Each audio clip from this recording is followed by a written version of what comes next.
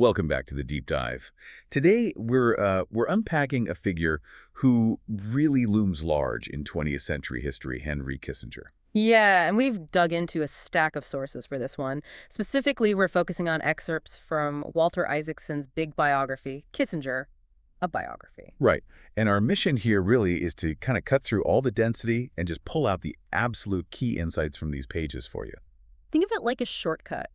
You get the essential information on Kissinger's life, his rise, his policies, the controversies, all seen through the lens of this specific biography. Yeah, because the material, it covers this incredible sweep, doesn't it? From his early life, those formative experiences, right through his time in power and even beyond. Definitely. So we're going to try and navigate all that complexity, pull out the most important bits, maybe some surprising facts, those anecdotes that really light things up. Help you see the full picture, at least as Isaacson presents it here. All right, let's dive in. So the biography kicks off, as you'd expect, right at the beginning, his roots in Germany. He was born Heinz Alfred Kissinger, Fürth, Germany, 1923.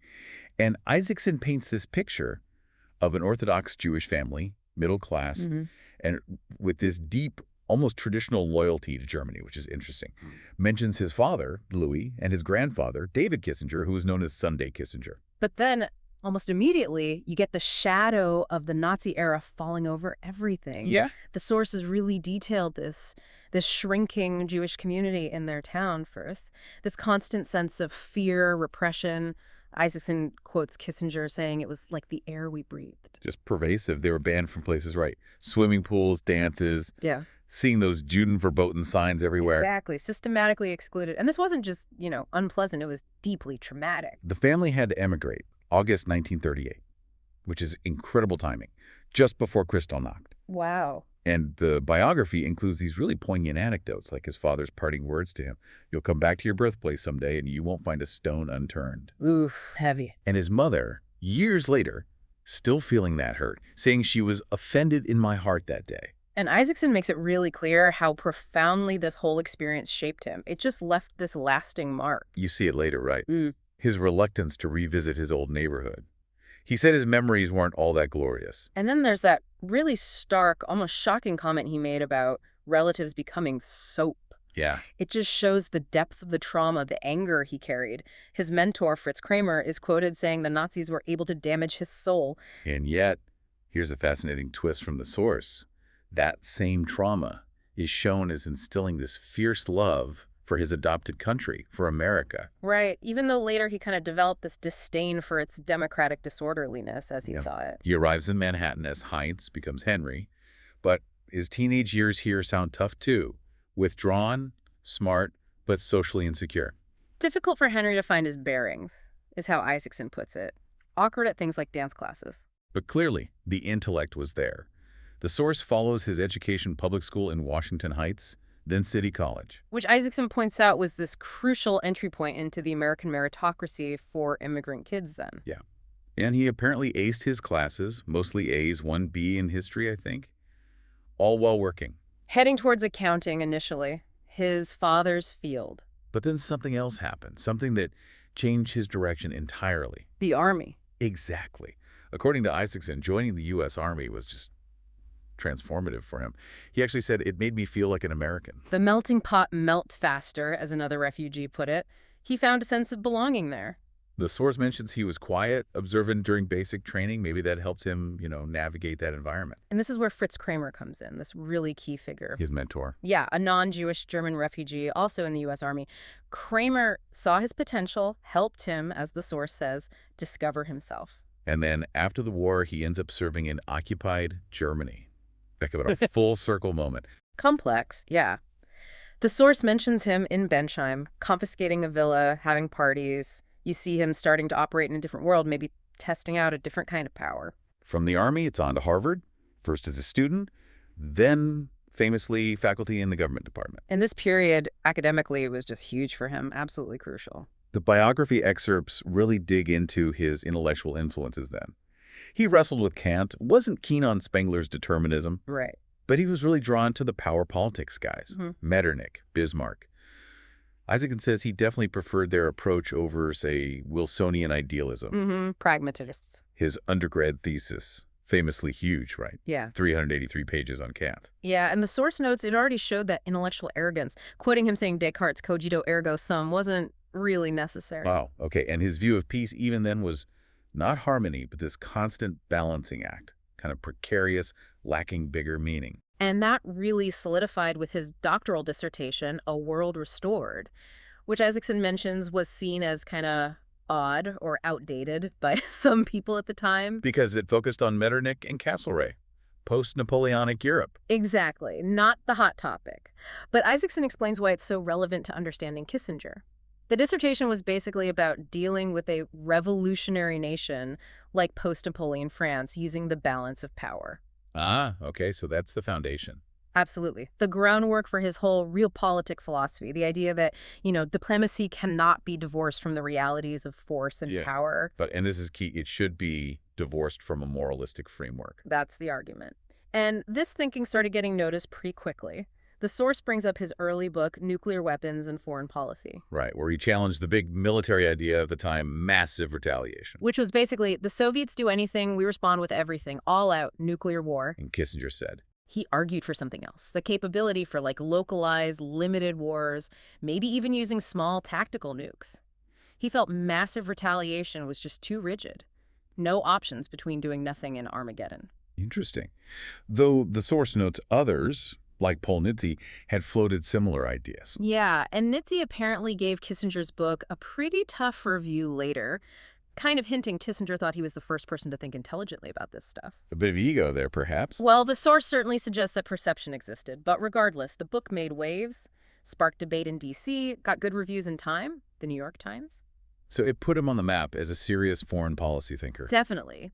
Isaacson notes he also dominated this Council on Foreign Relations study group on the same topic, took charge. And this period also shows his skill at what Isaacson calls the fine art of cultivating influential people, a Kissinger specialty. He was eager to impress them, and crucially, he had the brains and the charm to actually do it. He wanted access, sure, but also seemed to genuinely value sparring with sharp minds. Nelson Rockefeller comes up here as a key early connection. Right. The start of this long, kind of odd couple relationship, as Isaacson puts it, and Rockefeller apparently gave him his mother's advice. Always associate with your superiors. Interesting contrast. Rockefeller born into it, Kissinger making his way up. But the source says Kissinger liked being challenged, which Rockefeller did. Isaacson sketches his personality then, that intellectual arrogance, fierce ambition, but also this weird mix of candor and, Machiavellian scheming. And taking things personally, like whether a car met him at the airport and was it a Cadillac? Yeah, those little details. The source also mentions some less flattering bits, accusations about using connections, diverting grant money from the Carnegie Foundation. His teaching style at Harvard, bringing in famous guest lecturers, but also spotting talent, like a young Gerald Ford. And briefly, Isaacson covers his first marriage to Anne Fleischer and their divorce in '64. Attributed partly to different goals. Him aiming for statesman, her wanting more of a home life. Yeah, and the source includes his reported view that she wasn't scintillating enough, or maybe not a suitable consort for where he was headed. Which all kind of leads up to the big moment, joining Nixon. Which is fascinating because, as Isaacson reveals, Kissinger initially despised Nixon, thought he was shallow, had a dangerous misunderstanding of foreign policy. Even called him a hollow man and evil. And he helped Rockefeller by keeping a black book on Nixon. Yeah, negative clippings. But then 1968 election happens, Nixon wins. Richard Allen asks him to join the Foreign Policy Advisory Board. And he hesitates, declines a public role, but offers private advice. Work behind the scenes. Exactly. And this is where it gets really murky, even before he's officially in. Isaacson details this Pennsylvania channel. The secret back channel to the North Vietnamese in Paris, before the '68 election. Yes. Through these reps, Markovich and Aubrac. Kissinger was relaying Hanoi's position back to the Johnson administration. Isaacson suggests this whole complex maneuver, including Kissinger's own trip to Paris, actually earned him trust with the outgoing Johnson team. Okay, that's intricate. So how does he get the National Security Advisor job? Well, Rockefeller turns down a cabinet post. John Mitchell then invites Kissinger for a meeting at the Pierre Hotel. And Kissinger thinks it over, asks friends. Yeah, and Isaacson adds this insight Kissinger apparently had, that a lot of the advice he got was, tinged by the desire to know someone of influence. Probably true. So the dynamic with Nixon, Complex from day one. Intensely. Isaacson mentions the ill-concealed envy from colleagues towards Kissinger, and Nixon himself reportedly distressed by Kissinger's personality swings. From insecurity and paranoia to ego and megalomania. Exactly. And Nixon, who loved stirring the pot, deliberately fueled the rivalry between Kissinger and his Secretary of State, William Rogers, which apparently got pretty nasty. Kissinger also worked the media, right? Yeah. The Georgetown set. Oh, yeah. Socializing, cultivating that swinging bachelor image later on, flirting with Diane Sawyer, Barbara Hauer. The source mentions the possibly exaggerated Lana Turner anecdote. Newsweek had that quote suggesting he used his personal life to hide his professional stuff. Which is quite a trick. In contrast, Isaacson also talks about his relationship with Nancy Magins. Much more private, Rockefeller-approved, socially savvy. They'd met back in '64, married in '74. Okay, let's shift gears. How did Nixon and Kissinger actually reshape the NSC and grab power in the White House, according to Isaacson? Well, their main goal was pretty clear. Make sure policy options, especially conflicting ones, came straight to the White House, bypassing the usual channels, especially the State Department. And how'd they do it structurally? Isaacson points to Mort Halperin, a key staffer who actually came up with the plan. The crucial move, getting rid of the senior interdepartmental group chaired by State and replacing it with a new review group chaired by the National Security Advisor. Meaning Kissinger.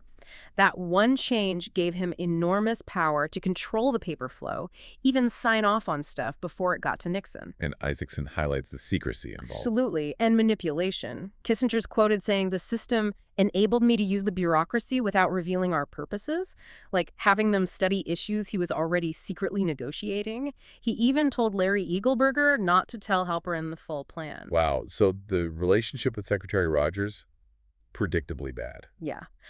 Kissinger apparently saw him as a dilettante.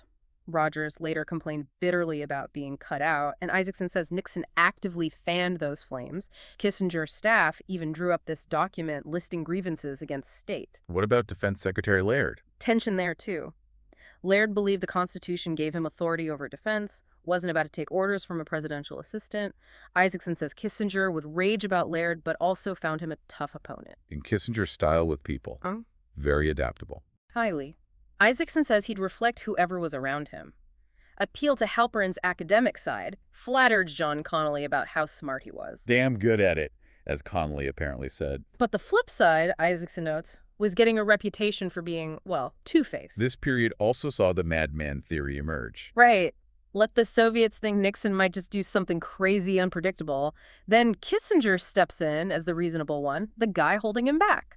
Rooted in that core belief Isaacson keeps mentioning. Exactly. That diplomacy absolutely needs the threat or even the use of force to be effective. All this power, this secrecy, it sounds like it created a pretty intense atmosphere in the White House. Oh, definitely. Isaacson paints a picture of intense secrecy and, frankly, paranoia. Which leads us to the wiretaps. Yeah. Isaacson explains the program started mainly because of leaks. Big ones, like the secret bombing of Cambodia, plans for pulling troops out of Vietnam. And it targeted staff, journalists, even friends. The source names, right? Mort Halperin. Whose tap stayed on for 21 months, even after he quit. Helmut Sonnenfeld, Winston Lord, Tony Lake, Colonel Pursley, journalist Hedrick Smith. Kissinger apparently requested that one personally. Joseph Kraft, too, though Isaacson says that was a Nixon order, separate from Kissinger's program. But Kissinger's involvement is clear in Isaacson's account. He asked for taps, read the raw transcripts. And the justifications offered. Questionable. Very. Isaacson mentions Kissinger telling some aides the taps were to prove their integrity, which the source flatly calls false. And then the ultimate irony. Kissinger finding out about Nixon's own secret taping system? According to Isaacson, he was unnerved, felt violated. Raged about it. Which, yeah, the source points out the irony, given his own wiretapping activities. Al Haig apparently even told Kissinger about a dead key extension on his phone that Haldeman used to listen in. Crazy stuff. Okay, Yeah. Let's move to some of the huge policy issues and controversies of the Nixon years, based on the source. Vietnam obviously looms large. Right. Isaacson discusses Vietnamization. That was Laird's policy, really, accepted by Nixon, though Kissinger wasn't keen at first. Build up the South Vietnamese army so the U.S. could get out. Partly to manage the anti-war pressure at home. Show troops coming home. Exactly. Buy time, show Hanoi the U.S. had staying power. But there was also a shift towards diplomacy. Kissinger eventually came around to Nixon's idea of using Moscow, leveraging the relationship with the Soviets to help with Vietnam. He was skeptical initially, though. And this leads to the secret Paris talks with Le Duc Tho. Yes, and Isaacson details the big breakthrough in October 72. Hanoi drops the demand that Thieu has to go, and the U.S. drops its demand that North Vietnamese troops have to leave the South. But how they handled President Thieu, hugely controversial, according to Isaacson. Yeah, he wasn't properly informed, just given an English copy of the deal. His reaction, pure outrage, reportedly wanted to punch Kissinger in the mouth. Then Kissinger makes the pieces at hand announcement right before the election. Which puts pressure on, but then the talks break down anyway. Nixon gets frustrated with Kissinger, and this leads to the Christmas bombing of Hanoi in December 72. How did Kissinger justify that? Isaacson says he framed it as needing cosmetic changes to make the deal acceptable to Saigon. But the source presents it differently as a brutal move punishing North Vietnam for a breakdown largely caused by Thieu, whose resistance was fueled by how the U.S. managed things. And the end result, Isaacson concludes. Thieu was eventually forced to accept basically the same deal. The bombing didn't really change the substance. South Vietnam collapses later under Ford anyway. Isaacson's analysis is that dragging the war out for credibility when the U.S. public was done, especially with Watergate brewing, was just unwise. Okay, next up, Cambodia. The secret bombing, Operation Menu, started March 69, targeting North Vietnamese bases inside Cambodia. Kept totally secret from Congress, the public. And involved deception. Phony reports. Yes. Nixon and Kissinger ordered fake reporting of where the bombs fell, over Laird's objections. Isaacson notes the secrecy itself became almost more important than the bombing as it went on. Then came the invasion in April 1970. Nixon ordered it, Kissinger was involved, Rogers was sidelined again. And the source mentions Prince Sihanouk's view. Yeah, Cambodia's former leader, he blamed Nixon and Kissinger directly for the tragedy in his country, arguing their actions destabilized everything and paved the way for the Khmer Rouge. Grim. Okay, on to something more positive, perhaps. The opening to China. Dramatic, yeah. Isaacson explains this as the heart of the triangular balance strategy, playing the U.S., Soviets, and China against each other. What was the thinking behind it? Several things. Reduce the U.S. defense burden, rely more on allies, counter that growing isolationist mood back home, and importantly, pressure the Soviets and Chinese to back off supporting North Vietnam. And the secrecy around this was extreme. Totally. Kissinger cut out the State Department again. Isaacson really emphasizes this pattern. He details Kissinger's secret trip to Beijing, July 71. There's some back and forth in the source about who is dragging their feet on the meeting location, Kissinger or the Chinese. Nixon wanted the spotlight for himself. Apparently. And Kissinger's colorful descriptions of his trip before Nixon's big announcement caused some friction. Nixon even tried to get Kissinger's name out of the announcement, though Isaacson points out Laird and the NSA knew what was up. But the impact was massive. Huge. Rattled the Soviets, led to the Moscow summit, and it turned Kissinger into this global superstar, Super K. The 72 Beijing summit itself focused on Taiwan, kind of kicking that can down the road. Pretty much. And Isaacson notes Kissinger again sidelining State Department experts during the communique drafting, even using Chinese interpreters. Okay, shifting to the Soviet Union and SALT strategic arms limitation talks. Isaacson mentions Kissinger's initial idea of linkage, tying progress on things like SALT to Soviet help on Vietnam, but that apparently fell apart by late 69. So the approach changed. Yeah, more towards direct talks, often secret back-channel stuff, with Soviet Ambassador Dobrynin, covering lots of issues, including SALT. The 72 Moscow summit produced SALT Fria, but it almost didn't happen. Right, because Nixon decided to mine Haiphong Harbor just before. Isaacson credits Brezhnev with deciding not to cancel, despite major opposition within the Politburo, Pyotr Shelist famously saying he wouldn't shake the hand that has been bloodied in Vietnam. And the SALT-I agreement itself, it involved a freeze on some missiles? Yeah, certain launchers. And this complex deal about offsetting asymmetries with MIRVs, those multiple warhead missiles. Right. But Isaacson points out critically that Kissinger had missed an earlier chance, potentially, to push for a ban on MIRVs altogether, a decision that drew criticism later. Okay, another really controversial area the source details. Chile. Yeah. Isaacson describes this secret Track 2 project, launched September 1970, a covert effort completely separate from normal diplomacy, aimed squarely at stopping Salvador Allende from becoming president after he won the most votes. And what did that involve? passing messages that the U.S. would back a coup, even offering $50,000 to kidnap General Schneider, the army chief who opposed military intervention. And that kidnapping went wrong. Horribly wrong. It was bungled, and Schneider ended up dead. But despite all this, Chile's Congress voted Allende into office anyway. How did Kissinger justify this later? Isaacson includes his justification. Preventing Allende seemed right to me then and seems right to me today because of the perceived perils to our interests. Wow. Okay, finally in this section, the Middle East and the Yom Kippur War. Isaacson notes this was one area Rogers initially had more control over. But a secret channel Kissinger had set up with Egypt fell apart by mid-73.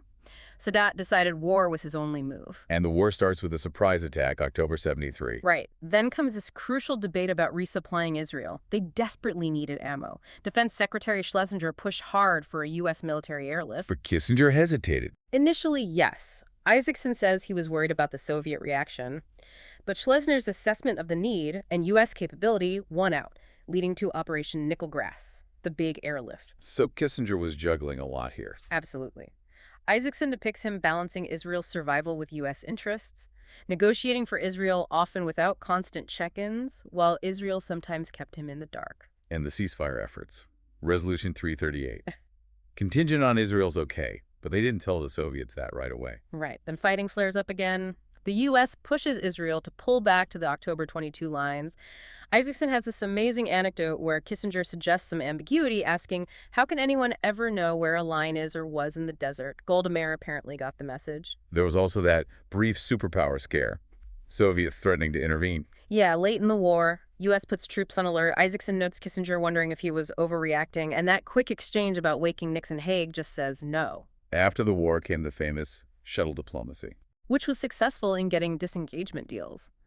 Isaacson shares anecdotes about his style, Sadat seeing peace as a psychological problem, Kissinger's ego sometimes showing if any concessions were to be made, they should be made by him. and the interactions with Golda Meir, telling her she was born in the last century. And adding, the 19th century is my specialty. Yeah. Then finishing with a farewell kiss, quite the image. Isaacson's overall take on his negotiation style. Revealing. Not outright lying, Isaacson says, but definitely withholding information, letting people mislead themselves. Comes close to the definition of deceit, is the quote. And he apparently shared Metternich's view that straightforward people were just harder to deal with. Okay, that's a whirlwind tour of the Nixon foreign policy years. Let's move into the shadow of Watergate and his time under President Ford. Watergate obviously had a huge impact on Nixon. Made him more paranoid, isolated, relied more on Haldeman, Ehrlichman. Yes, and Isaacson says this created real tension with Kissinger. The source mentions Nixon's dead key phone line to Kissinger's office that staff could listen in on, which then became a full taping system. Secretaries transcribing calls, transcripts still sealed today. And the wiretapping we talked about earlier continued. It did. Isaacson brings it up again, targeting staff, journalists, friends because of leak concerns. Kissinger's still involved, requesting taps, reading transcripts, and that questionable rationale doing aides a favor to prove their integrity, which Isaacson again says was false.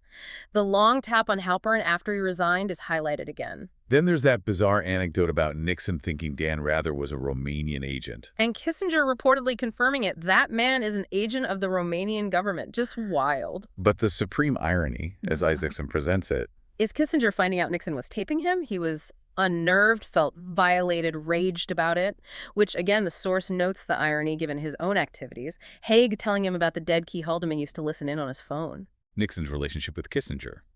Isaacson calls it complex and ambivalent. Yeah, resentment mixed with respect.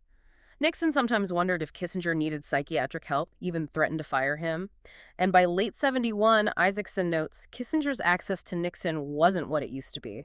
By mid-74, though, with Watergate closing in, Kissinger thought Nixon had to go. Yes, Isaacson says he was convinced Nixon had to resign, and even said he'd have voted for impeachment if he'd been on the House Judiciary Committee. The biography describes that final meeting where Nixon discussed resigning. Emotionally charged. Nixon unstable, Kissinger sweating. Then that weird late-night call from Nixon demanding Kissinger deny he was unraveling. So Ford becomes president unexpectedly. Kissinger stays on, already Secretary of State by then. But challenges remain. Definitely. Isaacson details major tension with Defense Secretary James Schlesinger. Schlesinger saw Kissinger as arrogant, challenged his judgment openly. Isaacson blames conflicting vanities for them not being able to work together. This period also saw more public debate about morality versus realpolitik in foreign policy. Right, and the source quotes Kissinger's view pretty clearly. Covert action should not be confused with missionary work, or that moral crusaders made dangerous statesmen, skeptical about mixing idealism and diplomacy. Which played out with the Solzhenitsyn controversy. Yes, summer of '75. Ford, on Kissinger's advice, avoids meeting the exiled Russian writer. Huge backlash, seen as snubbing human rights.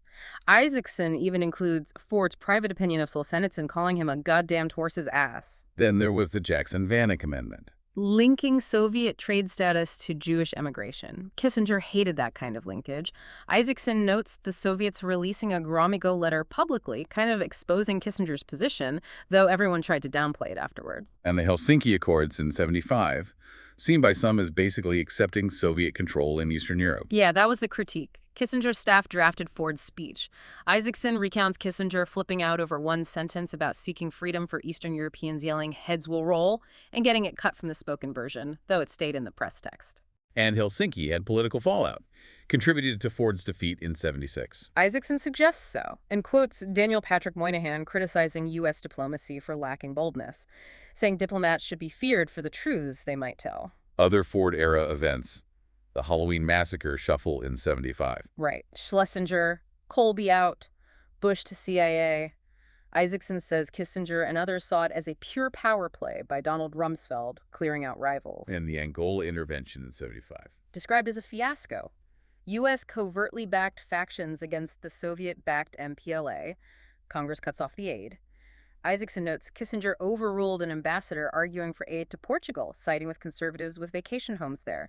He suggests Kissinger's Mideast shuttle diplomacy would have been a better model for Angola. But Isaacson also notes a shift in Kissinger's Africa policy in '76. Yes, towards the end. Committing the U.S. to majority rule, putting pressure on Rhodesia. He even got South Africa to help pressure Ian Smith, successfully getting Smith to accept the principle of transition. Finally, the '76 election. Kissinger's détente policy under attack from conservatives like Reagan. Big time. Seen as weak on communism, Isaacson quotes Kissinger defending it. "I do not believe the United States is on the decline." And then Ford's famous debate gaffe, insisting Eastern Europe wasn't under Soviet domination. Isaacson describes Kissinger's reaction. Just went white. Knew immediately how bad that was politically. So after Ford loses, Kissinger leaves government.